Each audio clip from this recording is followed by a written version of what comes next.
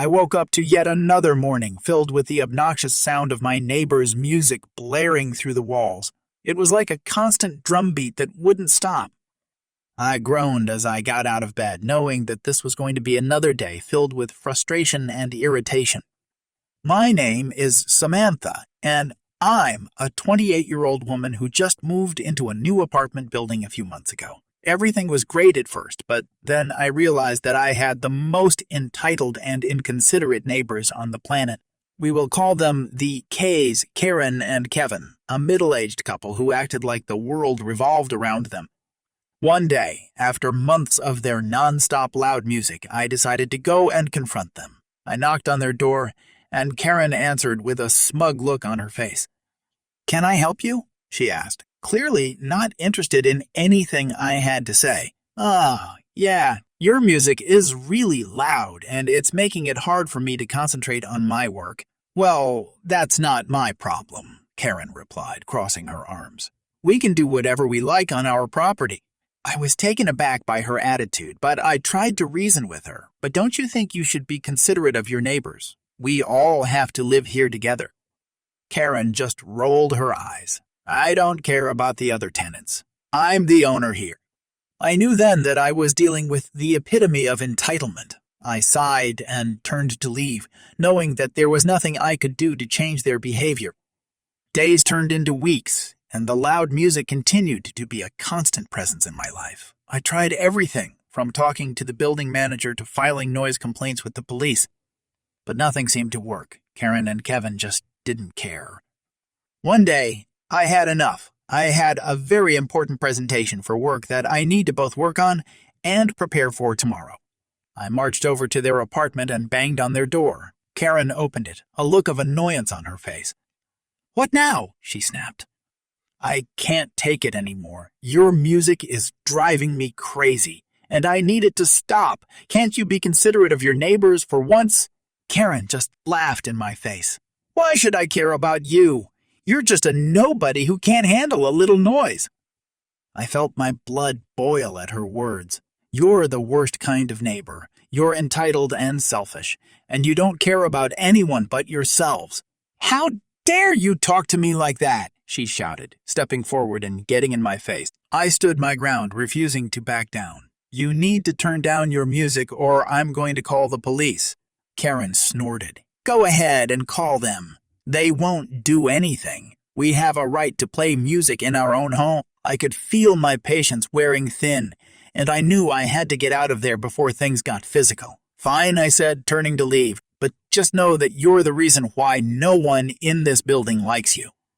Karen slammed the door shut behind me, and I let out a deep sigh of frustration. I couldn't believe that people like them existed in the world. It was like they thought they were above everyone else. A few hours later, I was sitting at my desk trying to work when I heard a loud pounding on my door. I groaned, knowing exactly who it was. Sure enough, when I opened the door, Karen was standing there with a face contorted in anger. She charged at me, grabbing me by the collar of my shirt and screaming insults at me. I struggled to break free from her grasp, but she was surprisingly strong. Suddenly, she raised her hand and slapped me across the face, leaving a red mark on my cheek. "Get out of my face, you stupid witch!" she screamed. I couldn't take it anymore. I pushed her away and called the police. When they arrived, Karen tried to play the victim and told them that I had been harassing her for months, but the officers saw right through her lies and arrested her for assault. As Karen was being led away in handcuffs, I couldn't help but feel a sense of satisfaction. Finally, justice had been served, but at the same time, I felt sorry for her. It was clear that her entitlement had gotten the best of her, and now she was paying the price. From that day on, the building was a much quieter place. The other tenants thanked me for standing up to Karen and Kevin, and I even made some new friends. I learned that sometimes you have to stand up to entitled people, even if it means facing their anger and hostility, and in the end, it's worth it to live in a peaceful and respectful community. My gross neighbor, Mr. Jerk, has been a thorn in my side for the past year. He's in his mid-50s, balding and overweight, and he always seems to be wearing the same stained t-shirt and sweatpants. To make matters worse, he's loud, obnoxious, and entitled. I moved into my apartment complex a year ago. It was supposed to be a fresh start for me after a difficult breakup with my ex-boyfriend. I was looking forward to having some peace and quiet, but that all changed when Mr. Jerk moved in next door. It all started when I was trying to sleep one night. It was around midnight, and I had to be up early for work the next day. Suddenly, I heard a loud banging on the wall. I thought it was just a one-time thing, but it kept happening every night. I tried to talk to Mr. Jerk about it, but he just laughed in my face and told me to get earplugs. Things only got worse from there. Mr. Jerk started playing loud music at all hours of the day and night. He would have people over for parties that would go on until the early hours of the morning. And he never cleaned up after himself. The smell coming from his apartment was unbearable. One day, I had enough. I knocked on his door and told him that he needed to start being more considerate of his neighbors. He just sneered at me and told me to mind my own business. That's when I knew that I was dealing with an entitled person. Things came to a head a few weeks later. I was coming home from work, and I noticed that Mr. Jerk had parked his car in my assigned parking spot. I tried to find a spot elsewhere, but the lot was full. I knocked on his door and asked him to move his car, but he refused. He told me that he was entitled to park wherever he wanted. That's when he lost his temper. He got in my face and started yelling at me. I tried to stay calm and reason with him, but he wasn't having it. He pushed me, and I stumbled back. I was scared, but I knew that I had to stand up for myself. "Nice try, Mr. Jerk," I said sarcastically. "But you'll have to do better than that if you want to intimidate me." He lunged at me, but I was able to dodge his attack. I called the police, and they came and took him away. He was charged with assault and battery, and he was evicted from the apartment complex. In the end, justice was served. I was finally able to get some peace and quiet, and I learned that I was stronger than I thought. And as for Mr. Jerk, well, I heard that he ended up moving into a trailer park on the outskirts of town. I guess he'll have to find a new group of neighbors to annoy. I was sitting on my front porch, enjoying a cup of coffee on a peaceful morning when I heard a loud thud coming from the next-door neighbor's yard. I went over to see what was going on and found my neighbors from hell, the Johnsons, in the midst of a heated argument.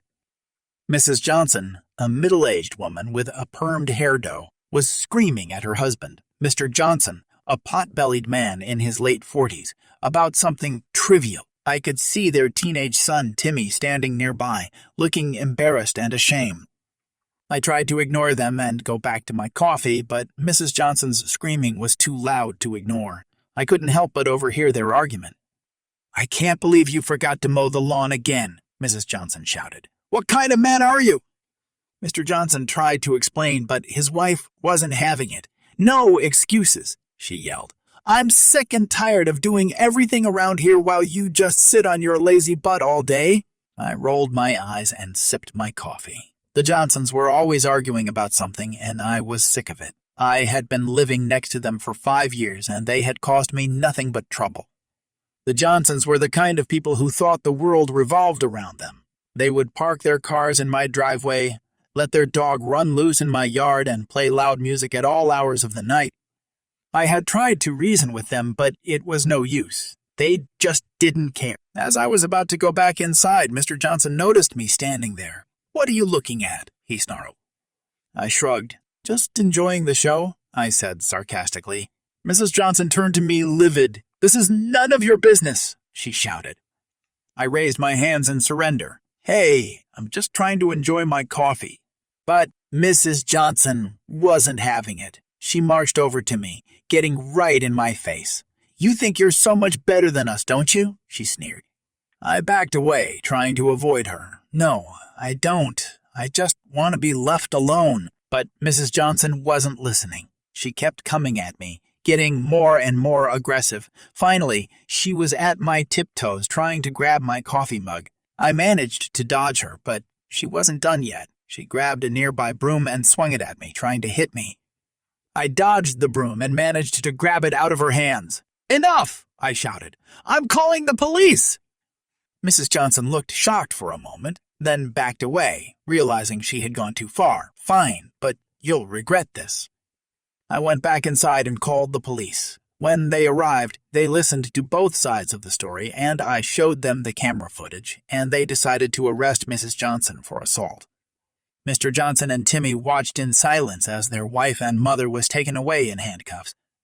I felt a little bit guilty about calling the police, but I knew it was the right thing to do. The Johnsons had been harassing me for years, and I had finally had enough.